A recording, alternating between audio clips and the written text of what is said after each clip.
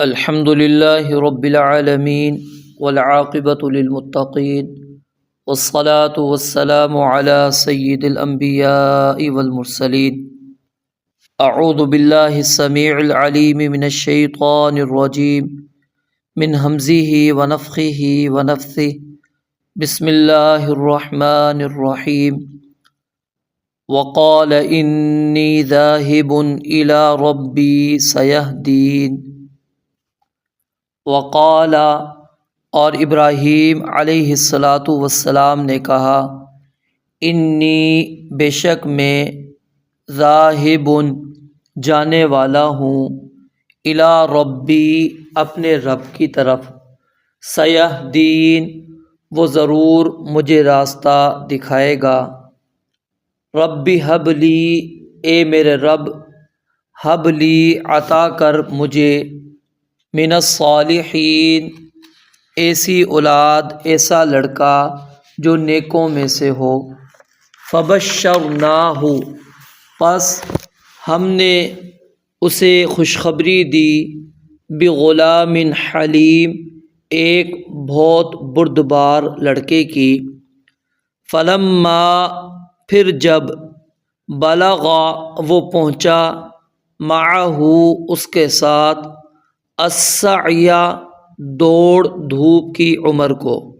یعنی کام کاج کی عمر کو، باپ کی مدد کرنے کی عمر کو،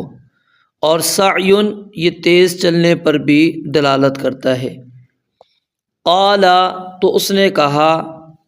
یا بنیا اے میرے چھوٹے بیٹے،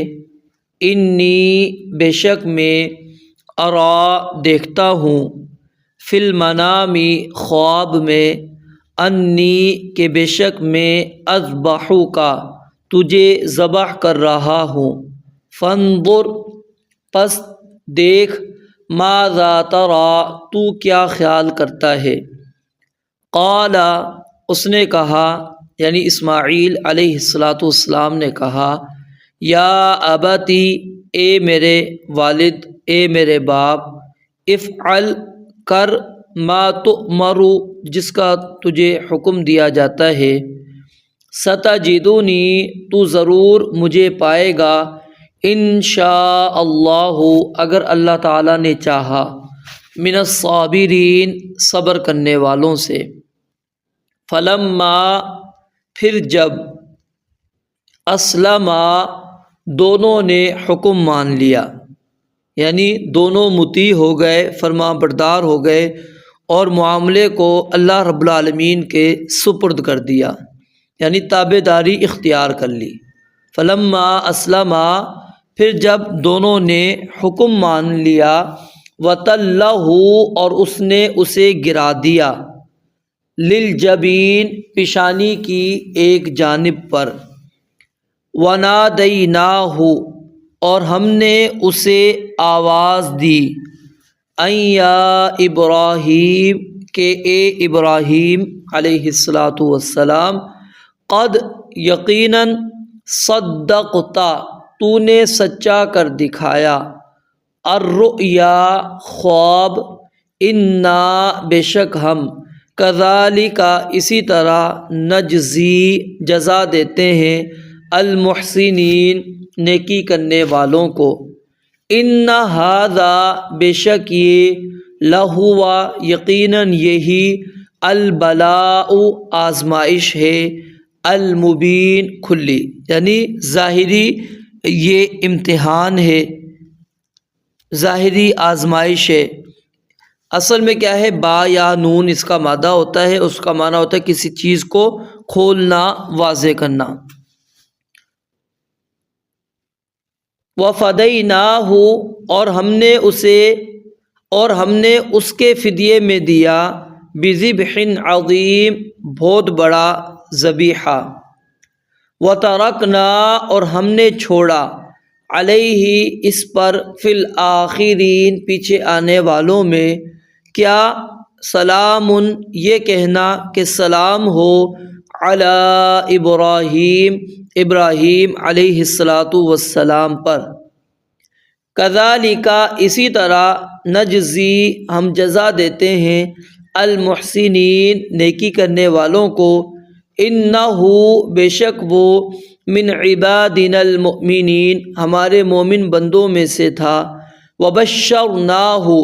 اور ہم نے اسے خوشخبری دی، باسحاق اسحاق علیہ السلام کی، نبیًا جو نبی ہوگا، من الصالحین نیکوں میں سے،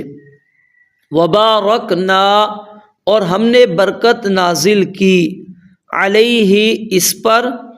وعلی اسحاق اور اسحاق علیہ السلام پر، ومن ذریتہما اور ان دونوں کی اولاد میں سے، محسن کوئی نیکی کرنے والا ہے، وظالم اور کوئی ظلم کرنے والا ہے، لنفسہ اپنی جان پر، مبین کھلا۔ ان آیات کے اندر اللہ رب العالمین نے سیدنا ابراہیم علیہ السلام کی زندگی کے ایک اور پہلو کی طرف اشارہ کیا، ان کا ایک اور قصہ اللہ رب العالمین نے بیان کیا۔ فرمایا کہ جب اللہ تعالیٰ نے سیدنا ابراہیم علیہ السلام کو ان کی قوم کی تدبیر سے نجات دے دی، انہوں نے آگ میں ان کو ڈالا لیکن وہ اس مقصد کے اندر کامیاب نہ ہو سکے، اللہ تعالیٰ نے سیدنا ابراہیم خلیل اللہ علیہ السلام کو آگ میں محفوظ رکھا۔ تو اس کے بعد سیدنا ابراہیم علیہ السلام نے کہا کہ میں اپنے رب کی طرف ہجرت کرنے والا ہوں، اور وہ مجھے حق اور سیدھے راستے کی طرف، درست راستے کی طرف وہ میری رہنمائی ضرور کرے گا۔ اور پھر ابراہیم علیہ السلام نے اس وقت اللہ تعالیٰ سے نیک اولاد کی دعا کی کہ اللہ مجھے اپنی طرف سے نیک اولاد عطا کر، تو اللہ تعالیٰ نے ان کو بشارت سنائی کہ ان قریب آپ کے ہاں ایک بچے کی ولادت ہوگی جو کہ انتہائی بردبار ہوگا، اور اس کا نام اسماعیل علیہ السلام ہوگا۔ جب ابراہیم علیہ السلام کے بیٹے اسماعیل علیہ السلام ان کی ساتھ چلنے پھرنے دوڑ کی عمر کو پہنچ گئے، تو ابراہیم علیہ السلام نے اپنے بیٹے سے کہا کہ بیٹا میں نے آپ کو خواب میں دیکھا ہے کہ میں آپ کو ذبح کر رہا ہوں، آپ کا کیا خیال ہے؟ تو اسماعیل علیہ السلام نے کہا ابا جان، آپ کو جو اللہ تعالیٰ نے حکم دیا ہے آپ وہ کر گزریے، اگر اللہ تعالیٰ نے چاہا تو میں صبر کرنے والا ہوں گا۔ تو ابراہیم علیہ السلام اور سیدنا اسماعیل علیہ السلام دونوں کے دونوں اللہ رب العالمین کے حکم کے آگے تابع ہو گئے۔ ابراہیم علیہ السلام نے اپنے بیٹے اسماعیل کو ان کی پیشانی کی ایک سائیڈ پر پیشانی والی سائیڈ پر کی ایک جانب پر ان کو لٹا دیا تاکہ ان کو ذبح کریں۔ تو کہتے ہیں اللہ رب العالمین نے ان کو آواز لگائی اور کہا کہ یا ابراہیم،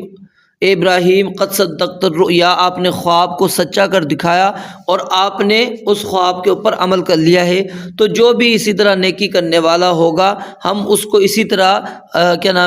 بدلہ دیتے ہیں کہ ان کو ہم بڑی بڑی تکلیفوں سے، بڑی بڑی مصائب سے ہم ان کو نجات دیتے ہیں، جس طرح کہ سیدنا نوح علیہ السلام کے بارے میں پیچھے آپ نے پڑھا۔ تو اللہ رب العالمین فرماتے ہیں یہ جو ہم نے ابراہیم علیہ السلام کو حکم دیا تھا خواب کے اندر بیٹے کو ذبح کرنے کا، یہ بہت بڑا شدید امتحان تھا، لیکن وہ اس کے اندر کامیاب ہو گئے، اور اس کے بدلے میں ہم نے ان کو ایک عظیم مینڈا دیا قربانی کے طور پر، اور ہم نے ابراہیم علیہ السلام پر یہ احسان کیا کہ بعد میں آنے والے لوگوں پر ہم نے ان کی تعریف لوگوں کی زبانوں پر رکھ دی ہے کہ وہ ابراہیم علیہ السلام پر سلام بھیجیں گے، اور اسی طرح اللہ تعالیٰ فرماتے ہیں جو بھی نیکی کرے گا ہم اس کو اسی طرح بدلہ دیتے ہیں۔ اور ابراہیم علیہ السلام کے بارے میں ایک اور بات اللہ تعالیٰ نے بیان فرمائی کہ وہ ہمارے مومن بندوں میں سے تھے۔ پھر اللہ تعالیٰ نے ابراہیم علیہ السلام کی ایک اور اعتبار سے فضیلت کو بیان کیا اور فرمایا کہ پھر اس کے بعد ہم نے ان کو اسحاق علیہ السلام کی ولادت کی خوشخبری بھی سنائی کہ وہ بھی اللہ کا نبی ہوگا، اور اللہ تعالیٰ نے ابراہیم اور اسحاق اور ان دونوں کی اولادوں کے اندر اللہ تعالیٰ نے برکتیں ڈالی۔ ان میں کچھ اللہ تعالیٰ کی باتیں ماننے والے بھی ہوں گے اور کچھ جو ہے وہ اپنے آپ پر ظلم اور زیادتی کرنے والے بھی ہوں گے۔ تو یہ ایک خلاصہ سا تھا جو ان آیات کے اندر ہم نے پڑھا۔ اب آئیے ہم تفسیر کرتے ہیں اور جو اس کے اندر چند باتیں ہیں وہ آپ کے سامنے واضح طور پر رکھتے ہیں۔ سب سے پہلی آیت ہم نے پڑھی وقال انی ذاہب الی ربی سیہدین، کہ میں اللہ رب العالمین کی طرف جو ہے جانے والا ہوں، تو میرا رب میری ضرور رہنمائی کرے گا، مجھے راستہ دکھائے گا۔ یعنی جب اللہ تعالیٰ نے ابراہیم علیہ السلام کو ان کی قوم کی چالوں سے محفوظ رکھا، آگ سے محفوظ رکھا، تو ابراہیم علیہ السلام نے اسی وقت یہ ارادہ کر لیا کہ میں اس علاقے کو چھوڑ دوں گا تاکہ میں اپنے رب کی عبادت کر سکوں اور میں اپنے رب کی طرف تضرع عاجزی انکساری کروں۔ تو اس وقت ابراہیم علیہ السلام نے جب وہاں سے ان کو اللہ تعالیٰ نے محفوظ رکھا تو اس وقت انہوں نے کہا کہ میں اپنی قوم کو چھوڑ کے جا رہا ہوں، اور جس شرک پر وہ موجود ہیں اس کو بھی میں چھوڑ کے جا رہا ہوں۔ کس کی طرف؟ اپنے رب کی طرف، جس نے مجھے پیدا کیا اور وہی میرے اوپر احسان کرنے والا ہے، اور وہی میرے معاملات کی تدبیر کرنے والا ہے، اور وہی مجھے سیدھے راستے کی طرف کیا ہے؟ رہنمائی کرے گا۔ اب یہاں پر مفسرین یہ بات بیان کرتے ہیں کہ یہاں پر جو کہا کہ انی ذاہبن، کہ میں جانے والا ہوں، یہ کہتے ہیں حقیقت کے اندر انہوں نے کہا تھا کہ حقیقی طور پر میں علاقہ چھوڑ دوں گا، اور کہاں جاؤں گا؟ جہاں پر میں اللہ تعالیٰ کی صحیح طرح سے عبادت کر سکوں۔ یا پھر کہتے ہیں اس کا معنی یہ ہے کہ ذاہب الی المکان الذی امرنی ربی بالہجرۃ الیہ، کہ جس کی طرف میرے رب نے مجھے ہجرت کرنے کا حکم دیا ہے میں اس علاقے کی طرف جا رہا ہوں۔ تو ابراہیم علیہ السلام نے ارض مقدسہ کی طرف کیا ہے؟ ہجرت کی تھی، اور یہ قول مقاتل بن سلیمان، ابن جریر مکی وغیرہ کا بھی ہے۔ اور پھر ابن جوزی نے اکثر مفسرین کی طرف یہ منسوب کرتے ہوئے بات کہی کہ جب انہوں نے اپنی قوم کو چھوڑنے کا ارادہ کیا اس وقت یہ بات انہوں نے کہی تھی۔ اور ایک تفسیر اس کی یہ بیان کرتے ہیں کہ انی ذاہب کا معنی کیا ہے کہ انہ ذاہب الی اللہ بقلبہ وعملہ ونیتہ، کہ ابراہیم علیہ السلام نے کہا کہ میں اپنے دل، اپنے عمل اور اپنی نیت، ہر اعتبار سے میں اللہ رب العالمین کی طرف جانے والا ہوں۔ یعنی میں اپنے دل کو بھی اللہ کی طرف متوجہ کرتا ہوں، اپنے عمل کو بھی خالص اللہ تعالیٰ کے لیے کرتا ہوں، اللہ کی طرف متوجہ کرتا ہوں، اور اپنی نیت بھی میں اللہ تعالیٰ کے لیے کرتا ہوں۔ اور یہ تفسیر جو ہے امام قتادہ رحمۃ اللہ علیہ نے بیان کی ہے۔ اور اسی طرح کا مفہوم اللہ تعالیٰ نے سورہ مریم کے اندر بھی بیان کیا، جہاں پر آپ پڑھ چکے تھے وَأَعْتَزِلُكُمْ وَمَا تَدْعُونَ مِن دُونِ اللَّهِ وَأَدْعُو رَبِّي عَسَىٰ أَلَّا أَكُونَ بِدُعَاءِ رَبِّي شَقِيًّا فَلَمَّا اعْتَزَلَهُمْ وَمَا يَعْبُدُونَ مِن دُونِ اللَّهِ وَهَبْنَا لَهُ إِسْحَاقَ وَيَعْقُوبَ وَكُلًّا جَعَلْنَا نَبِيًّا وَوَهَبْنَا لَهُم مِّن رَّحْمَتِنَا وَجَعَلْنَا لَهُمْ لِسَانَ صِدْقٍ عَلِيًّا۔ اور اسی طرح سورہ عنکبوت کے اندر اللہ تعالیٰ نے فرمایا، ابراہیم علیہ السلام نے کہا انی مہاجر الی ربی انہ هو العزیز الحکیم ووهبنا له اسحاق ویعقوب وجعلنا فی ذریته النبوة والکتاب وآتیناہ اجرہ فی الدنیا وانہ فی الآخرۃ لمن الصالحین۔ جب ابراہیم علیہ السلام نے کہا کہ میں ہجرت کر رہا ہوں، اپنے وطن کو، اپنے علاقے کو چھوڑ رہا ہوں، میں اپنے علاقے کو، اپنے وطن کو چھوڑ رہا ہوں۔ ظاہر اپنے علاقے اور وطن کو چھوڑنا یہ بہت بڑی آزمائش ہوتی ہے۔ تو ابراہیم علیہ السلام کو اس وقت یہ محسوس ہوا کہ میرے ساتھ تو ہجرت کرنے کے اندر میری بیوی ہے، اور لوط علیہ السلام ہے جو بھتیجا، ان کو کہا جاتا ہے کہ وہ ابراہیم علیہ السلام کے کیا تھے؟ بھتیجے تھے۔ تو یہ دو بندے تھے۔ اب ظاہر ہے علاقے کے اندر بندہ رہتا ہے تو وہاں پر بندے کے کئی عزیز و اقارب رشتہ دار ہوتے ہیں،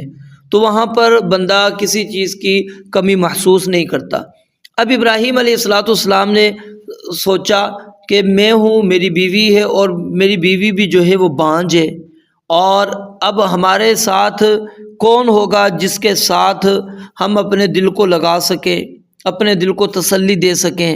اب قوم وغیرہ ہم سب کچھ ادھر چھوڑ کے جا رہے ہیں، تو اس وقت ابراہیم علیہ السلام نے اللہ تعالیٰ سے دعا کی اور کہا ربی حبلی من الصالحین۔ یہاں پر دیکھیں ابراہیم علیہ السلام کا اللہ تعالیٰ پر یقین، توکل اس کو کہتے ہیں۔ یہ نہیں ہے کہ اب میں بوڑھا ہو چکا ہوں، اب مجھے اولاد کہاں ہوگی۔ اللہ رب العالمین کے پکار سے، اللہ رب العالمین کی دعا پکارنے سے ابراہیم علیہ السلام نا امید نہیں ہوئے، رب العالمین کو پکارا اور یقین کے ساتھ پکارا، اور پھر اللہ رب العالمین سے دعا کی، مانگی بھی کیا؟ ربی حبلی من الصالحین، کہ اللہ مجھے اولاد عطا کر، وہ اولاد جو نیکوں میں سے ہو، صالحین میں سے ہو، یعنی جو زمین میں تیری اطاعت کرے، تیری نافرمانی نہ کریں۔ اگر تیری نافرمانی کریں گے تو میری قوم نافرمانی کرتی تھی، پھر میں اپنے علاقے کو، وطن کو کیوں چھوڑ کر آیا؟ تو اس لیے اللہ تعالیٰ مجھے ایک ایسی اولاد دے جو تیری اطاعت کرنے والی ہو، تیری مطیع ہو، تیری فرما بردار ہو۔ تو ابراہیم علیہ السلام نے ربی حبلی من الصالحین کے اندر کیا ہے؟ اولاد اللہ رب العالمین سے طلب کی ہے، اور یہ قول امام مقاتل بن سلیمان، ابن جریر، قرطبی، ابن کثیر، سعدی رحمہم اللہ اجمعین کا ہے۔ اور اسی طرح ایک قول یہ ہے کہ ابراہیم علیہ السلام نے اس دعا کے اندر اللہ رب العالمین سے مانگا کہ اللہ مجھے صرف اولاد دے دے، ٹھیک ہے، جو میرے لیے میری مددگار ثابت ہو، جو میرے لیے کیا ہو؟ مددگار ثابت ہو۔ تو اللہ رب العالمین سے انہوں نے اولاد مانگی۔ تو اس لیے ہم نے جب بھی رب العالمین سے دعا کرنی ہے اولاد کے لیے تو یاد رکھیے کہ ہم اللہ تعالیٰ سے نیک اولاد طلب کریں۔ ہم اصل میں کیا کرتے ہیں، ہماری کوتاہی، کمزوری یہاں پر یہ رہ جاتی ہے، ہم کہتے ہیں کہ اللہ تعالیٰ مجھے اولاد سے نواز دے، کہ اللہ مجھے بیٹا دے دے، اللہ مجھے بیٹی دے دے۔ اب وہ بیٹا بیٹی آ جاتی ہیں لیکن وہ ہماری آزمائش بن جاتے ہیں، پھر وہ اگر نیک اور صالح نہیں ہوتے ہمارے لیے آزمائش بن جاتے ہیں، اگر نیک اور صالح ہوں پھر تو ہمارے لیے اللہ رب العالمین کی طرف سے وہ انعام ہو جاتے ہیں کہ رب العالمین نے ہماری زندگی کے اندر ہی ہماری آنکھوں کی ٹھنڈک دے دی۔ ربنا حب لنا من ازواجنا وذریاتنا قرۃ اعین وجعلنا للمتقین اماما، کہ اللہ ہمیں بیویاں ایسی عطا کر، ہمیں اولاد ایسی عطا کر جو ہماری آنکھوں کی ٹھنڈک ہو۔ آنکھوں کی ٹھنڈک کب ہوگی؟ جب اللہ تعالیٰ کی مطیع ہوگی، اللہ تعالیٰ کی فرما بردار ہوگی، رب کی عبادت کرنے والی ہوگی، رب کے احکامات ماننے والی ہوگی، شرک، کفر، معصیت، نافرمانیوں سے بغاوت کرنے والی ہوں گے، دور ہوں گے، اللہ رب العالمین کے ساتھ کسی کو شریک نہیں ٹھہرانے والے ہوں گے، بدعات کا ارتکاب نہ کرنے والی ہو، تو والدین کیا ہوتے ہیں؟ خوش ہوتے ہیں کہ ہماری اولاد نیک ہے، صالح ہے۔ تو اللہ رب العالمین سے انسان کو دعا کرنی چاہیے، دعا مانگے، اور مانگے بھی کیا؟ اللہ مجھے نیک اولاد عطا کر۔ فبشرناہ، تو کہتے ہیں اللہ رب العالمین نے پھر فرمایا کہ ہم نے ان کو خوشخبری سنا دی کہ ان قریب تمہارے ہاں ایک بچے کی ولادت ہوگی، اور وہ جو ہے اس کے اندر صفت یہ ہوگی بغلام حلیم، وہ بہت بردبار ہوگا۔ وہ کیا ہوگا؟ بردبار۔ حلیم یہ موصوف بالحلم وهو اسم یجمع اصالۃ الرأی ومکارم الاخلاق والرحمت بالمخلوق۔ اس کے اندر کہتے ہیں حلیم کے اندر جو ہے کیا کیا چیزیں شامل ہے؟ اچھے اخلاق، مخلوقات کے ساتھ نرمی کرنا، ان کے اوپر شفقت کرنا، ٹھیک ہے، درست رائے، یہ حلیم کی صفت ہے۔ یعنی اس میں صبر بھی ہے، حسن خلق بھی ہے، حوصلے کی وسعت بھی ہے، زیادتی کرنے والوں سے درگزر بھی ہے۔ تو ابراہیم علیہ السلام نے بڑھاپے میں دعا کی، الحمدللہ الذی وہب لی علی الکبر اسماعیل و اسحاق، ٹھیک ہے۔ تو اس کے اندر علماء یہ بات کہتے ہیں یا تو انہوں نے کیا نام ہے دعا کی بڑھاپے میں، یا پھر جب وہاں سے نکلے اس وقت دعا کی، لیکن اللہ رب العالمین نے ان کی دعا کو کئی سالوں کے بعد قبول کیا۔ اور ابراہیم علیہ السلام کی جب دعا قبول ہوئی تو انہوں نے کیا کہا؟ الحمدللہ الذی وہب لی علی الکبر اسماعیل و اسحاق، کہ اللہ رب العالمین کا شکر ہے کہ اللہ تعالیٰ نے اس بڑھاپے کے اندر مجھے اسماعیل اور اسحاق عطا کیے۔ پھر اگلی آیت کے اندر اللہ رب العالمین فرماتے ہیں فلما بلغ معه السعی. پہلے تو اس آیت کی مناسبت سمجھ لیں پچھلی آیت کے ساتھ کہ جب ہم نے پیچھے پڑھا کہ اللہ رب العالمین نے فرمایا فبشرناہ بغلام حلیم، ہم نے ان کو بشارت سنائی، خوشخبری دی ایک بردبار لڑکے کی. اب ظاہر ہے کہ جس لڑکے کی بشارت سنائی، اب اس کی بات اللہ رب العالمین یہاں پر بیان کر رہے ہیں کہ وہ بشارت کس بچے کی دی اور اس نے کیا کارنامہ کیا. جب اللہ رب العالمین نے اسماعیل علیہ السلام کی ولادت ہوئی، اللہ رب العالمین نے ایک اور آزمائش کی ابراہیم علیہ السلام کی، اور وہ آزمائش کیا تھی کہ اللہ تعالیٰ نے کہا کہ آپ اپنے اس بیٹے کو اور ان کی والدہ کو مکہ میں چھوڑ کر آ جاؤ. اور مکہ اس وقت کیا تھی کیفیت؟ وادن غیر ذی زرع، وہاں کوئی کاشتکاری نہیں تھی، کوئی مخلوق وہاں پر اس وقت موجود نہیں تھی، اور وہاں پر اللہ رب العالمین کے حکم کے مطابق سیدنا ابراہیم علیہ السلام اپنی بیوی اور اپنے بیٹے اسماعیل جو چھوٹے بچے ہیں ان کو چھوڑ کر آ گئے. پھر وہاں پر اللہ رب العالمین نے کئی آزمائشیں کی ان کی، پھر آب زمزم عطا کر دیا، پھر وہاں پر بنو جرہم کا قبیلہ آ کر بس گیا. یہ پورے واقعات موجود ہیں. تو اللہ رب العالمین اب یہاں پر کہہ رہے ہیں فلما بلغ معہ السعی، کہ جب ہم نے ابراہیم علیہ السلام کو وہ بچہ دے دیا جس کی ہم نے ان کو بشارت سنائی تھی، جو کہ اسماعیل علیہ السلام ہے، اور وہ تھوڑے سے بڑے ہوئے اور باپ کے ساتھ چلنے پھرنے کی عمر کو ہو گئے. اب یہاں پر یہ جو السعیہ کا لفظ ہے، دوڑ دھوپ کی عمر، اس کے اندر کوئی وضاحت ہمیں نہیں ملتی کہ اس وقت ان کی عمر کتنی تھی کہ جب ابراہیم علیہ السلام ان کو ذبح کرنا چاہ رہے تھے، خواب کے اندر دیکھا تھا، تو اس وقت عمر کیا تھی اس کی کوئی ہمیں وضاحت صحیح نہیں ملتی. لیکن مفسرین نے یہاں پر اس لفظ کو کھولنے کی کچھ کوشش کی ہے. ایک تو قول یہ ہے المراد ببلوغ السعی ہنا انہ صار مطیقا للعمل، کہ اسماعیل علیہ السلام اس عمر کے حصے میں پہنچ گئے تھے جس میں کام کرنے کی ان کے اندر طاقت آ چکی تھی. فیعین والدہ علی اعمالہ، وہ اپنے والد کی اعانت کیا کرتے تھے، مدد کیا کرتے تھے ان کے کاموں پر. اور یہ جو قول ہے یہ امام ابن جریر، زجاج، قرطبی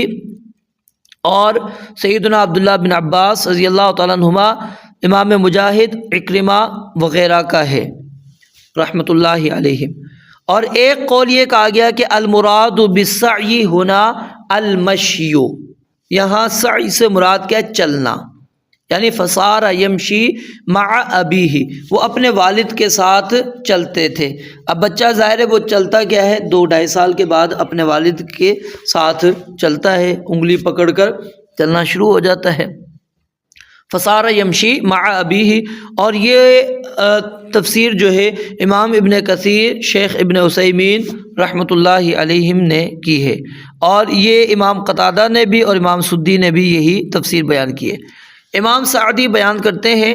فلما بلغ الغلام معه السعی ای ادرک ان یسعى معه، یعنی اس عمر کو پہنچ گئے جس میں وہ ساتھ چل سکیں، دوڑ سکیں. وبلغ سنا یکون فی الغالب احب ما یکون لوالدیہ قد ذہبت مشقتہ واقبلت منفعتہ. کہتے ہیں یہاں سے مقصود یہ ہے کہ وہ اس عمر کے حصے پہ پہنچ گئے کہ جب باپ کو تھوڑی سی امید ہوتی ہے کہ اب یہ بیٹا میرے کام کا ہے، میرے کام کر سکتا ہے، اس عمر کو جب وہ پہنچے. وقیل المراد ببلوغ السعی بلوغ السن التي یکلف فیها باداء العبادات التي فرضت علیہ. اور ایک قول یہ بیان کیا گیا ہے یہاں پر سعی سے مراد وہ عمر کا حصہ ہے جس میں انسان عبادات کا مکلف ہو جاتا ہے، اور وہ کب؟ بلوغت کے بعد، بالغ جب ہو جائے. اور یہ قول سیدنا عبداللہ بن عباس، امام حسن بصری اور ابن زید رحمۃ اللہ علیہم اجمعین کا ہے. فلما بلغا معه السعی، تو سعیہ کی میں نے آپ کو تھوڑی سی وضاحت کر دی کہ جب وہ دوڑ دھوپ کی عمر کو پہنچ گئے، یعنی باپ کا ہاتھ بٹا سکیں، تو اللہ رب العالمین نے ان کو ایک اور امتحان کے اندر ابراہیم علیہ السلام کو ڈال دیا، اور وہ امتحان کیا ہے کہ یا بنی انی اری فی المنام انی اذبحک، اے میرے بیٹے میں خواب میں دیکھ رہا ہوں کہ میں اللہ رب العالمین کے حکم کے ساتھ آپ کو ذبح کر رہا ہوں، آپ کو میں کیا کر رہا ہوں؟ ذبح کر رہا ہوں۔ اب یہاں پر رک کر ذرا یہ بات سمجھ لیں کہ ابراہیم علیہ السلام نے جو خواب کے اندر دیکھا ذبح والی کیفیت، وہ ذبح کرنا تھا یا جو حکم دیا گیا تھا کہ ذبح کیا جائے، یہ ہے۔ امام ابن جزی بیان کرتے ہیں یحتمل ان یکون رأى فی المنام الذبح، کہتے ہیں کہ یہ احتمال ہے کہ انہوں نے خواب کے اندر ذبح والے عمل کو دیکھا کہ بیٹے کو ذبح کر دیا، او امیر فی المنام ان یذبحہ، یا پھر حکم دیا گیا ان کو خواب کے اندر کہ ان کو ذبح کریں، ٹھیک ہے۔ تو ایک تو یہاں پر یہ چیز ہے، دوسرا یہاں پر یہ اختلاف بھی پایا جاتا ہے کہ ذبیح کون ہے، اسماعیل علیہ السلام ہیں یا پھر اسحاق علیہ السلام ہیں، اسماعیل علیہ السلام ہے یا اسحاق علیہ السلام ہے۔ تو جن مفسرین نے، علماء نے اس چیز کو پسند کیا ہے کہ ذبیح سے مراد اسماعیل علیہ السلام ہے، ان میں ابو حاتم الرازی ہیں، ابن عطیہ ہیں، اور انہوں نے اس قول کو جمہور علماء کی طرف بھی نسبت کیا ہے، اور ابن تیمیہ ہے، اور ابن تیمیہ نے اکثر علماء کی طرف اس قول کو نسبت کیا۔ ابن قیم ہے، ابن کثیر ہیں، سعدی ہے، ابن عاشور ہیں، امام شنقیطی ہیں، شیخ ابن عثیمین ہیں۔ تو یہ علماء وہ کہتے ہیں، اور اس کے اندر پھر صحابہ میں سے سیدنا عبداللہ بن عمر ہیں، سیدنا عبداللہ بن عباس ہیں، اور سیدنا عبداللہ بن سلام ہیں، ابو الطفیل عامر بن واصلہ ہیں، سعید بن جبیر ہیں، اکرمہ ہیں، زہری ہیں، اور قتادہ ہیں، سدی ہیں، اور حسن بصری ہیں، سعید بن مسیب ہیں، شعبی ہیں، مجاہد ہیں، یوسف بن مہران ہیں، ابو صالح ہیں، محمد بن کعب القرری ہیں، ربیع بن انس ہیں، عبد الرحمن بن ثابت ہیں۔ اور دوسرا قول کیا ہے کہ ذبیح سے مراد اسحاق علیہ السلام ہے۔ اس قول کو امام ابن جریر نے، امام نحاس نے اس کو راجح قرار دیا، اور انہوں نے اس کو اکثر علماء کی طرف نسبت کی ہے، اور واحدی نے اکثر کی طرف بھی اس قول کو نقل کر کے کہا ہے کہ اکثر علماء کا یہ قول تھا۔ اور یہی قول پھر ہمیں سیدنا عمر بن خطاب سے بھی، سیدنا علی بن ابی طالب سے بھی، عباس بن عبد المطلب سے بھی، سیدنا عبداللہ بن عباس سے بھی، عبداللہ بن مسعود رضی اللہ تعالیٰ عنہ سے بھی، ابو موسیٰ اشعری سے، ابو ہریرہ، انس رضی اللہ تعالیٰ عنہ، سعید بن جبیر رضی اللہ تعالیٰ عنہ سے بھی ایک روایت ہے، اکرمہ سے بھی ایک روایت ہے، زہری سے بھی ہے، امام قتادہ سے بھی، سدی سے بھی ہے، کعب الاحبار، وہب بن منبہ، مسروق، عبید بن عمیر، قاسم بن ابی بزہ، یہ کیا ہے ان کا بھی یہ موقف ہے کہ یہ اسحاق علیہ السلام ہے۔ یعنی دو چیزیں یہاں پر ہم نے پڑھ لی، ایک اسماعیل علیہ السلام اور اسحاق علیہ السلام۔ اب امام ابن کثیر رحمۃ اللہ علیہ نے تھوڑا سا اس مسئلے کو حل کرنے کی کوشش کی۔ قال ابن کثیر بعد ان ذکر اسماء الصحابۃ والتابعین، امام ابن کثیر رحمۃ اللہ علیہ نے صحابہ اور تابعین کے نام ذکر کرنے کے بعد، جن سے یہ قول منقول ہے کہ ذبیح جو ہے اسحاق علیہ السلام ہے، تو انہوں نے کیا کہا کہ یہ ابن جریر کا قول ہے، وَهَذَا عَجَبٌ مِّنْهُ، اور یہ ان کی طرف سے ایک عجیب بات تعجب ہے۔ وَهُوَ إِحْدَى الرِّوَایَتَيْنِ عَنِ ابن عباس، اور کہتے ہیں عبداللہ بن عباس رضی اللہ تعالیٰ عنہ سے بھی دو روایتوں میں سے ایک روایت یہ ہے، وَلَكِنَّ الصَّحِيحَ عَنْهُ وَعَنْ أَكْثَرِ هَؤُلَاءِ أَنَّهُ اسماعیل علیہ السلام، لیکن کہتے ہیں صحیح بات یہ ہے، ان سے اور دیگر جو آپ نے صحابہ وغیرہ پڑھے ان سے صحیح بات یہ ہے کہ اسماعیل علیہ السلام ہی ہے۔ وقال أيضا، اور اسی طرح انہوں نے یہ بات بھی نقل کی، کہا کہ اسحاق علیہ السلام اس سے مراد ہیں، یہ سلف میں سے ایک گروہ نے یہ بات کہی ہے۔ وَإِنَّمَا أَخَذُوهُ وَاللَّهُ أَعْلَمُ مِنْ كَعْبِ الْأَحْبَارِ، کہتے ہیں اللہ تعالیٰ ہی ویسے زیادہ بہتر جانتا ہے، لگتا یہ ہے کہ انہوں نے کعب الاحبار سے یہ بات لی ہے، او صحف اہل الکتاب، یا اہل کتاب کے صحیفوں سے نقل کی ہے، ولیس فی ذالک حدیث صحیح عن المعصوم، اور کہتے ہیں اس کے بارے میں کوئی بھی صحیح حدیث موجود نہیں ہے، حتی نترک لاجلہ ظاہر الکتاب العزیز، کہ جس کی وجہ سے ہم قرآن کریم کے ظاہر کو ہم چھوڑ دیں، ولا یفہم ھذا من القرآن، اور نہ ہی قرآن مجید سے یہ بات سمجھ میں آتی ہے کہ اس سے مراد اسحاق علیہ السلام ہے، بل المفہوم بل المنطوق بل النص عند التأمل، کہتے ہیں جب آپ غور کریں گے مفہوم بھی یہی کہتا ہے، منطوق بھی یہی ہے، نص بھی یہی کہتی ہے کہ انہ اسماعیل، کہ وہ اسماعیل علیہ السلام ہے۔ یہ قول انہوں نے البدایہ والنہایہ جلد نمبر 1 صفحہ نمبر 367 کے اندر نقل کیا ہے، اور تفسیر ابن کثیر 7 نمبر جلد 27 نمبر صفحے کے اندر آپ دے سکتے ہیں۔ وَمِمَّنْ تَوَقَّفَ فَلَمْ يُرَجِّحْ أَحَدَ الْقَوْلَيْنِ، اور کچھ علماء ایسے گزرے ہیں جنہوں نے توقف اختیار کیا ہے، دونوں قولوں میں سے کسی کو بھی راجح قرار نہیں دیا۔ ان میں سے امام شوکانی ہیں، امام زجاج ہیں، وہ کہتے ہیں کہ ہم اس کے اوپر کیا نام ہے کوئی واضح ہمارے پاس موجود نہیں، لیکن قرآن کریم کی آیات سے، جیسا کہ امام ابن کثیر رحمۃ اللہ علیہ کا آپ نے قول پڑھا کہ منطوق، مفہوم اور نص، تینوں سے یہی بات ثابت ہوتی ہے کہ سیدنا اسماعیل علیہ السلام، اور یہی بات درست ہے۔ کہا کہ یا بنیا، اے میرے بیٹے، انی ارا فی المنام، کہ میں آپ کو خواب میں دیکھ رہا ہوں کہ انی اذبحک، کہ میں آپ کو ذبح کر رہا ہوں، فانظر ماذا تری۔ اب یہ ابراہیم علیہ السلام نے اپنے بیٹے سے کیوں کہا کہ فانظر ماذا تری؟ اس کی علماء نے ایک وجہ یہ بیان کی ہے کہ ابراہیم علیہ السلام چاہتے تھے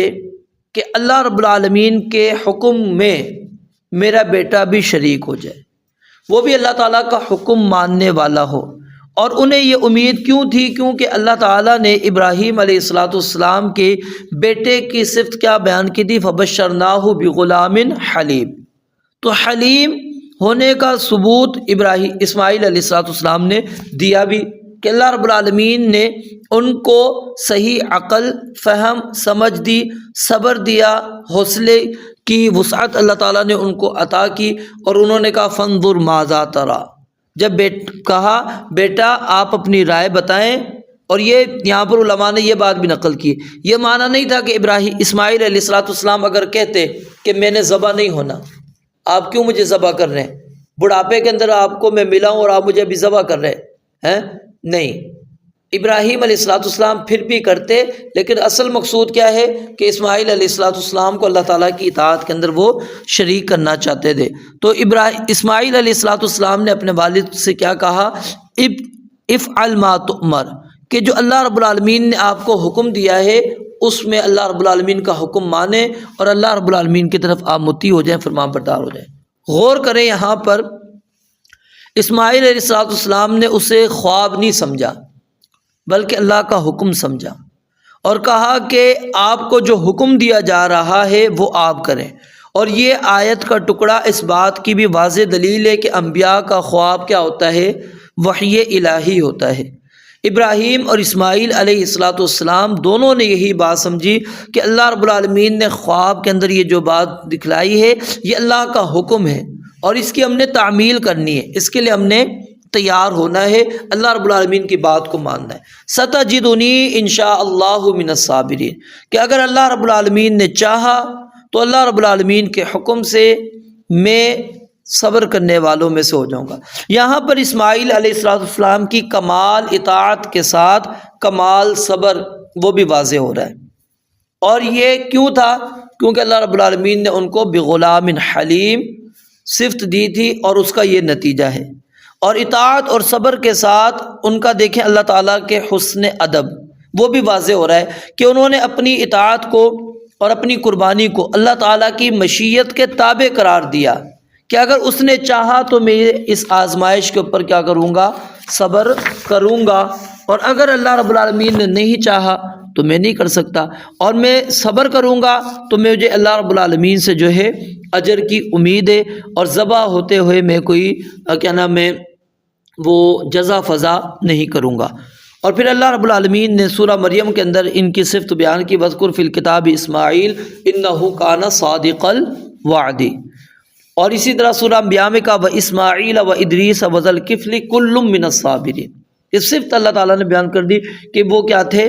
مطیع اور فرما بردار تھے۔ فلما اسلما، یعنی جب ابراہیم علیہ السلام ذبح کرنے کے لیے مطیع ہو گئے اور اسماعیل علیہ السلام ذبح ہونے کے لیے مطیع ہو گئے، یعنی دونوں کے دونوں کیا ہو گئے، اللہ رب العالمین کے آگے، اللہ رب العالمین کے فرمان کے آگے مطیع ہو گئے، جھک گئے۔ ٹھیک ہے، اب اس کی تھوڑی سی تفسیر آپ کے سامنے ذکر کر دیتا ہوں میں، کہ کہتے ہیں اس سے مراد کیا ہے، فلما تشہدا وذکر اللہ تعالی ابراہیم علی الذبح والولد علی شہادت الموت۔ ٹھیک ہے، اور یہ امام ابن کثیر رحمۃ اللہ علیہ نے بیان کیا ہے۔ پھر آگے ایک نحوی اختلاف ہے، اس کو ہم یہاں پر کیا ہے، حذف کر دیتے ہیں، وہ نحو کے ساتھ تعلق رکھتا ہے۔ فلما اسلما، پھر جب وہ دونوں کے دونوں مطیع ہو گئے حکم ماننے کے لیے، وتلہ للجبین، اور ابراہیم علیہ السلام نے اپنے بیٹے اسماعیل کو زمین پر قوت کے ساتھ رکھا، اور کیسے، جس طرح جانور کو ذبح کیا جاتا ہے اس طرح ان کو انہوں نے رکھ دیا۔ عام طور پر مفسرین نے الجبین اس کا ترجمہ کیا کیا ہے، پیشانی یا ماتھا، اور کہا گیا ہے کہ ابراہیم علیہ السلام نے بیٹے کو اوندھا اس لیے لٹایا کہ ذبح کرتے وقت اس کا چہرہ دیکھ کر کہیں دل میں رقت اور ہاتھ میں لرزش پیدا نہ ہو جائے۔ اور بعض نے پھر کچھ آثار بھی نقل کیے ہیں کہ اسماعیل علیہ السلام نے خود ابراہیم علیہ السلام کو ایسا کرنے کی وصیت کی، اور بعض نے پھر یہ لکھا کہ ابراہیم علیہ السلام نے بیٹے کے کہنے پر اس کے دونوں ہاتھ گردن کے ساتھ باندھ دیے اور اسے الٹا لٹا لیا، اور چاہتے تھے کہ نیچے سے گردن پر چھری پھیریں، لیکن یہ سب کی سب یاد رکھیے اسرائیلی روایات ہیں، اسرائیلیات ہیں، ان میں سے کوئی بات بھی ثابت نہیں۔ اور اس مقام پر جبین سے ماتھا مراد لینا یہ بہت بعید ہے، کیونکہ جبین کا معنی جبہتن کی ایک جانب ہے،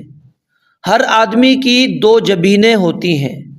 امام طبری رحمۃ اللہ علیہ نے اس قسم کی روایتیں نقل کرنے کے باوجود خود یہ بات کہی وَتَلَّهُ لِلْجَبِينِ کہ وَصَرَعَهُ لِلْجَبِينِ وَالْجَبِينَانِ مَا عَنْ يَمِينِ الْجَبْهَةِ وَعَنْ شِمَالِهَا وَلِلْوَجْهِ جَبِينَانِ وَالْجَبْهَةُ بَيْنَهُمَا، یعنی ابراہیم علیہ السلام نے اسے جبین پر گرا لیا،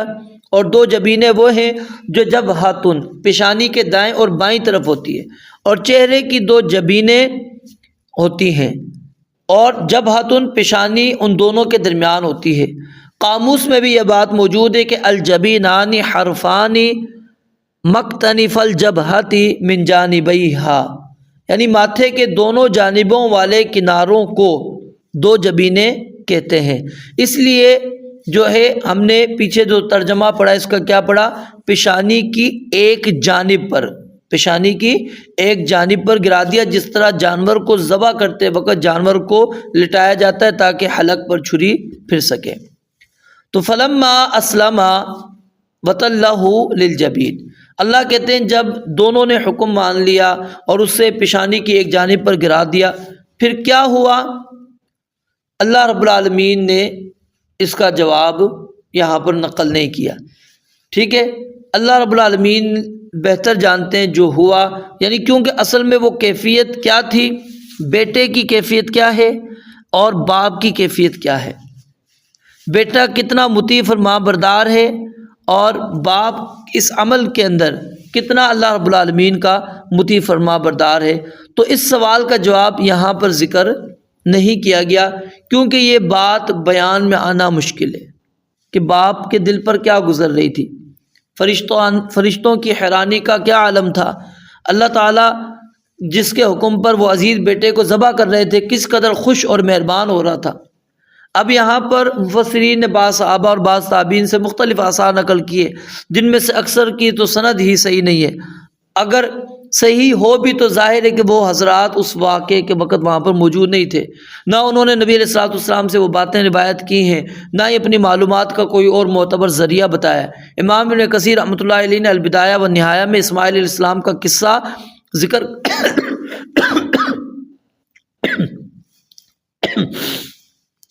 ذکر کرتے ہوئے یہ بات لکھی ہے، غالب ما ہا ہنا من الآثار مأخوذ من الاسرائیلیات وفی القرآن کفایۃ عما جرى من الامر العظیم والاختبار الباہر وانہ فدی بذبح عظیم وقد ورد فی الحدیث انہ کان کبشا۔ کہتے ہیں یہاں پر ذکر کیے جانے والے اکثر جو ہیں آثار وہ اسرائیلیات سے لیے گئے ہیں، اور قرآن مجید میں جو کچھ مذکور ہے وہ اس عظیم الشان معاملے اور طاقت سے اونچے امتحان کے بیان کے لیے کافی ہے، اور یہ کہ ان کا فدیہ عظیم ذبیحے کے ساتھ دیا گیا، اور حدیث میں آتا ہے کہ وہ کیا تھا، ایک مینڈا تھا جو اللہ رب العالمین نے قربانی کے طور پر ابراہیم علیہ السلام کو دیا کہ آپ نے بیٹے کی قربانی کے بجائے اس کی آپ نے قربانی کرنی ہے۔ جب اللہ رب العالمین فرماتے ہیں فلما اسلما وتلہ للجبین تو ونادیناہ ان یا ابراہیم قد صدقت الرؤیا، ہم نے ابراہیم علیہ السلام کو آواز لگائی۔ اللہ رب العالمین کیا کہتے ہیں، ہم نے ابراہیم علیہ السلام کو آواز لگائی،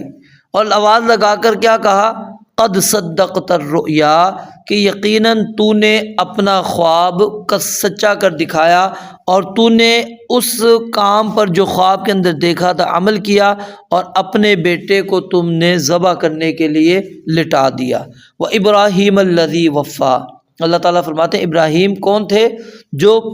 وفا اللہ رب العالمین سے کیے ہوئے عہدوں کو پورا کرنے والے تھے۔ اب یہاں پر ایک سوال آتا ہے ذہن میں کہ ابراہیم علیہ السلام نے اپنے بیٹے کو ذبح کیوں نہیں کیا، چھری کیوں نہیں چلائی، خواب تو پورا ہوا ہی نہیں۔ اللہ رب العالمین کہتے ہیں کہ قد صدقت الرؤیا، کہ یقیناً تو نے خواب سچا کر دکھایا۔ اب اللہ تعالیٰ نے ابراہیم علیہ السلام کو کیسے کہہ دیا کہ تم نے خواب سچا کر دکھا دیا، حالانکہ انہوں نے خواب تو دیکھا تھا کہ اپنے بیٹے کو کیا کر رہے ہیں، ذبح کر رہے ہیں، اور خواب سچا تو اسی صورت میں ہوتا کہ جب وہ اسے ذبح کر دیتے۔ تو پھر اللہ تعالیٰ کہتا کہ تم نے اپنا خواب جو ہے سچا کر دکھایا۔ تو یہاں پر یاد رکھیے کہ اللہ رب العالمین نے اس خواب کو سچا کرنے والا کیوں بات بیان فرمائی، اس کی وجہ کیا تھی کہ ابراہیم علیہ السلام نے اور اسماعیل علیہ السلام نے اپنی پوری کوشش اور طاقت صرف کر دی، جو کچھ وہ کر سکتے تھے انہوں نے کیا، وہ ذبح کرنے کے لیے ہر طرح سے تیار، اور بیٹا ذبح ہونے کے لیے ہر طرح سے تیار۔ اور امام بقاعی نے اس کا ایک جواب یہ دیا ہے کہ قال اللہ قد صدقت الرؤیا فی انک تذبحہ فإنك قد علجت وبذلت الوسع فيه وفعلت ما رأيت في المنام فمن ذبح لأنك ما رأيت أنك ذبحته، کہتے ہیں لیکن انہوں نے ذبح کیوں نہیں کیا، کیونکہ خواب کے اندر انہوں نے اس کو ذبح ہوا نہیں دیکھا تھا، ٹھیک ہے۔ فَكْفُكْ عَنْ مُعَالَجَةِ الذِّبْحِ بِأَزْيَدَ مِنْ هَذَا، کیونکہ ابراہیم علیہ السلام اس کو ذبح کرنے کی پوری انہوں نے کوشش کی، یعنی اپنا پورا عمل کر لیا۔ تو اللہ رب العالمین نے یہ نہیں کہا تھا کہ انی ذبحتک، کہ میں نے تمہیں ذبح کر دیا ہے۔ تو اس لیے اذبحو کا اس کے اندر دونوں احتمال ہیں کہ میں آپ کو ذبح کر رہا ہوں، ٹھیک ہے۔ تو اللہ رب العالمین نے ان کے اس عمل کو جو مطیع اور فرما برداری والا عمل تھا، اس کو اللہ رب العالمین نے کیا فرمایا کہ انہوں نے عمل کر لیا۔ انا کذالک نجزی المحسنین، تو اللہ تعالیٰ فرماتے ہیں ہمارا دستور یہی ہے کہ ہم نیکوکاروں کو ایسے مشکل حکم کر کے آزماتے ہیں، پھر انہیں ثابت قدم رکھتے ہیں، جب وہ آزمائش میں پورے اترتے ہیں تو ان کے درجات کو بلند کر دیتے ہیں، اور جس آزمائش میں ہم انہیں ڈالتے ہیں اس سے نکال بھی دیتے ہیں۔ ابراہیم علیہ السلام کو اللہ تعالیٰ نے آگ کی آزمائش میں ڈالا، وہاں سے سلامتی کے ساتھ نکال دیا، ان کا درجہ بلند کر دیا۔ یہاں پر بیٹے کی قربانی کی آزمائش میں بیٹے کو بچا لیا اور درجات کو کیا کر دیا؟ بلند کر دیا۔ تو اللہ رب العالمین فرماتے ہیں اسی طرح ہم کرتے ہیں، ان ھذا لہو البلاء المبین، یعنی بوڑھے باپ کا اکلوتے بیٹے کو ذبح کرنے کا حکم جو کام کاج میں اس کا مددگار بننے کی عمر کو پہنچ چکا، تو یقیناً یہ باپ اور بیٹے دونوں کے لیے کھلی آزمائش تھی اور بہت بڑا امتحان تھا۔ وَإِذِ ابْتَلَىٰ إِبْرَاهِيمَ رَبُّهُ بِكَلِمَاتٍ فَأَتَمَّهُنَّ، اللہ تعالیٰ فرماتے ہیں ابراہیم علیہ السلام کی ہم نے آزمائش کی، ابراہیم علیہ السلام ہر چیز میں مکمل پورے کے پورے اترے۔ وَفَدَيْنَاهُ بِذِبْحٍ عَظِيمٍ، ٹھیک ہے، ذبح زال کے کسرہ کے ساتھ بمعنی مذبوح، یعنی ہم نے اسماعیل علیہ السلام کے فدیے اور بدلے میں ایک عظیم ذبیحہ دیا، اور یہ ایک مینڈا تھا جو ابراہیم علیہ السلام نے اللہ تعالیٰ کے حکم سے قربان کر دیا۔ اسے عظیم کس لیے کہا گیا کہ وہ اسماعیل علیہ السلام جیسے عظیم شخص کا فدیہ تھا، اور اس لیے کہ اس کی قربانی عظیم عبادت تھی جو قیامت تک کے مسلمانوں کے لیے سنت قرار پائی۔ تفسیری روایات کے اندر اس مینڈے کے بارے میں بہت سی باتیں منقول ہیں۔ کچھ روایات کے اندر آتا ہے کہ وہ مینڈا جنت سے آیا ہے، اور کچھ کہتے ہیں کہ یہ وہی مینڈا تھا جو آدم علیہ السلام کے بیٹے نے بطور قربانی دیا تھا، وہ جنت میں پلتا رہا اور اس موقع پر ابراہیم علیہ السلام کے لیے اتارا گیا۔ بعض نے یہ کہا کہ یہ ایک پہاڑی بکرا تھا جو پہاڑ سے اتارا گیا تھا، لیکن یہ تمام تر روایات اسرائیلی ہیں، نبی علیہ السلام سے ایک بھی ثابت نہیں۔ ہاں یہ بات ثابت ہے کہ وہ سینگوں والا مینڈا تھا، جیسا کہ مسند احمد کے اندر روایت موجود ہے، رسول مکرم صلی اللہ علیہ وآلہ وسلم نے سیدنا عثمان بن طلحہ جو کعبہ کے چابی بردار تھے ان کو بلایا اور فرمایا، انی کنت رأیت قرن الکبش حین دخلت البیت، کہ جب میں بیت اللہ میں داخل ہوا تو میں نے اس مینڈے کے سینگ دیکھے تھے۔ فنسیت ان آمرک ان تخمرہما، اور میں تمہیں ان کو ڈھانپنے کا حکم دینا بھول گیا۔ فخمرہما، اور جاؤ ان کو ڈھانپ دو۔ فإنہ لا ينبغی ان یکون فی البیت شیء یشغل المصلی، کیونکہ یہ مناسب نہیں ہے کہ بیت اللہ میں کوئی ایسی چیز ہو جو نمازی کو مشغول کرے۔ قال سفیان ثوری بیان کرتے ہیں، لم تزل قرن القبش فی البیت، وہ سینگ بیت اللہ میں رہے، حتی احترق البیت، یہاں تک کہ بیت اللہ کو آگ لگ گئی، فاحترقا، تو وہ بھی اس کے اندر کیا ہیں، جل گئے۔ اور یہ آیت کا ٹکڑا بھی یہ حدیث جو ابھی میں نے آپ کو مسند احمد کے حوالے سے بتائی، اس سے بھی یہ بات ثابت ہو گئی کہ جو ذبیح ہیں وہ کون ہے؟ سیدنا اسماعیل علیہ السلام، کیونکہ کہاں پر؟ مکہ کے اندر یہ واقعہ ہے۔ اسماعیل علیہ السلام بچپن میں مکہ نہیں آئے، ٹھیک ہے، وہ شام کے اندر ان کا تھا، یہ یہاں پر موجود تھے۔ اور پھر قرآن کریم کی دیگر آیات وغیرہ سے بھی یہی بات ملتی ہے، میں بس زیادہ اور تفصیل کے اندر نہیں جاتا اس کے اندر۔ تو اللہ رب العالمین فرماتے ہیں وَفَدَيْنَاهُ بِذِبْحٍ عَظِيمٍ، کہ ہم نے سیدنا اسماعیل علیہ السلام کے فدیے کے طور پر ایک عظیم، ٹھیک ہے، وہ جسم کے لحاظ سے بھی عظیم ہو سکتا ہے اور ویسے بھی عظیم یعنی کہ مقام اور مرتبے کے لحاظ سے، یہ دونوں چیزیں اس کے اندر موجود ہیں کہ اللہ رب العالمین فرماتے ہیں کہ ہم نے عظیم قربانی ابراہیم علیہ السلام کو دی کہ آپ ان کی جگہ پر یہ قربانی کریں۔ وَتَرَكْنَا عَلَيْهِ فِي الْآخِرِينَ، اور کیا فرمایا کہ ہم نے ابراہیم علیہ السلام کے تذکرے کو، ان کی تعریف کو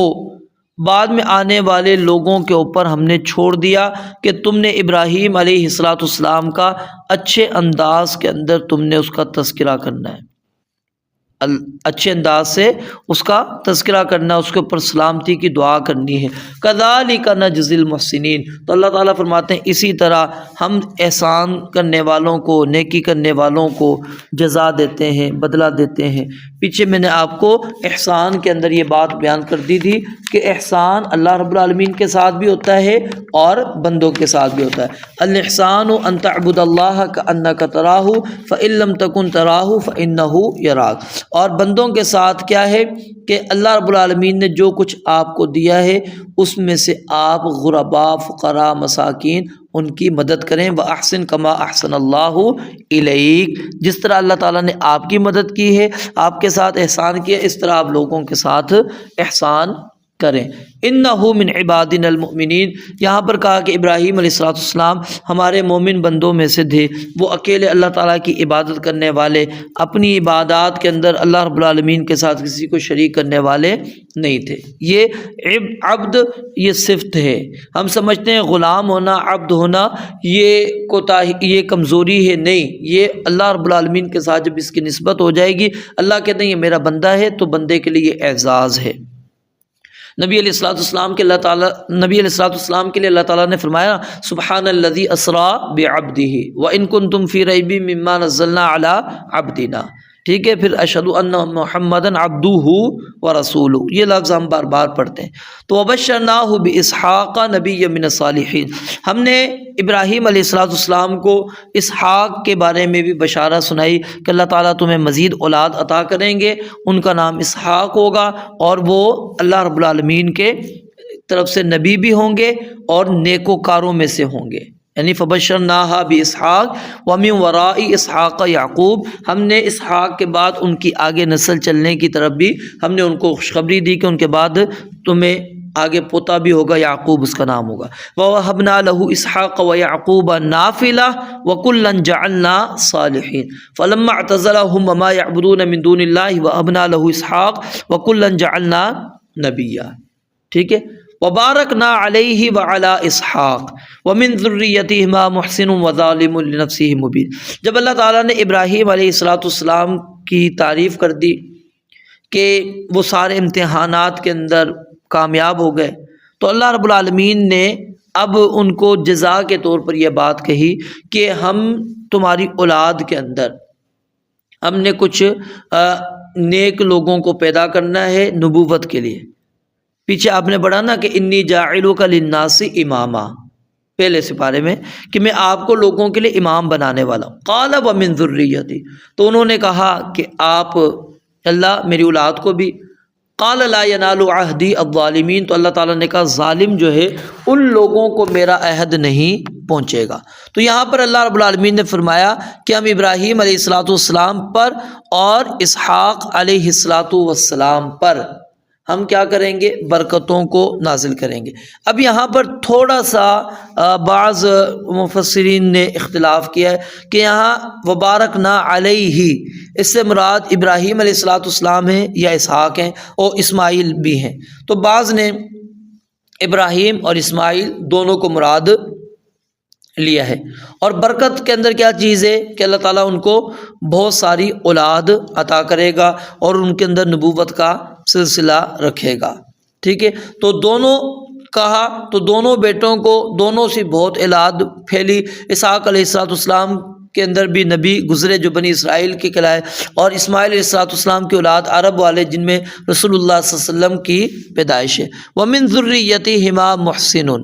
اور ان میں سے اللہ رب العالمین نے فرمایا تمہاری اولادوں میں سے کچھ ہوں گے جو محسن نیک بھی ہوں گے اور کچھ بد بھی ہوں گے، عدل کرنے والے بھی ہوں گے، اپنی جان پر ظلم کرنے والے بھی ہوں گے، ٹھیک ہے۔ اور یہاں پر اس وہم کو اللہ رب العالمین نے دور کر دیا جو ہمارے ہاں پایا جاتا ہے، اور وہ وہم کیا ہے کہ جی انبیاء اور رسل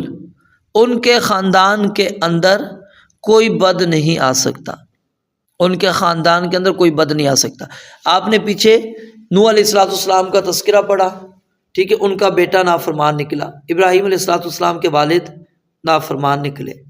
پھر لوط علیہ السلام کی بھی نافرمان ہے، اور نوح علیہ السلام کی بیوی نافرمان ہے۔ تو یہ اس میں کوئی مسئلہ نہیں، نافرمانی ہو جاتی ہے، تو یہ نہ سمجھے کہ اگر اس کا اس خاندان کے ساتھ تعلق ہے تو وہ نیک ہی ہوگا، نہیں، اللہ نے فرمایا وَمِن ذُرِّيَّتِهِمَا مُحْسِنٌ، کچھ ان میں سے نیک ہوں گے، ٹھیک ہے۔ صالح ہوں گے اور کچھ ان میں سے کیا ہوں گے؟ بد ہوں گے۔ تو اب کچھ لوگ کیا ہیں؟ وہ یہ عقیدہ رکھتے ہیں کہ جی ہم کیا ہے؟ حسن و حسین کی اولاد میں سے ہیں، لہٰذا ہم بخشے بخشائے ہیں۔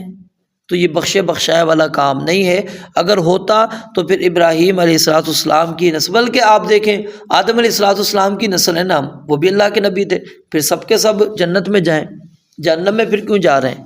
تو یہ چیز بھی بالکل واضح ہے کہ اللہ رب العالمین نے یہاں پر یہ بات بیان فرما دی کہ حدیث کے اندر بھی آتا ہے نا، من بطأ بہ عملہ لم یسع بہ نسبہ، جو بندہ عمل نے، جس بندے کو اس کے عمل نے پیچھے چھوڑ دیا، اس کا نسب، اس کا خاندان اس کو آگے لے کر نہیں جائے گا۔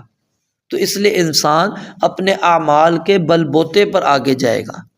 اب یہ مختصر سی اور کچھ تفسیر کے اندر جو چیزیں منقول تھیں۔ پھر اچھا، ذبح کرتے وقت کی ایک بات رہ گئی کہ وہ جی چھری، ابراہیم علیہ السلام جب چھری چلانے لگے، چھری اڑی، اوپر گئی، اوپر لگی کسی پرندے کو،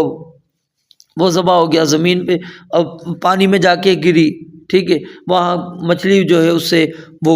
ہو گئی، ذبح ہو گئی، لہٰذا مچھلی کو اس لیے ذبح کرنے کا حکم نہیں دیا گیا۔ ٹڈی دل جو ہے اس کو ذبح کرنے کا حکم نہیں دیا گیا، کیونکہ اوپر گئی تھی تو اس کو لگ گئی تھی۔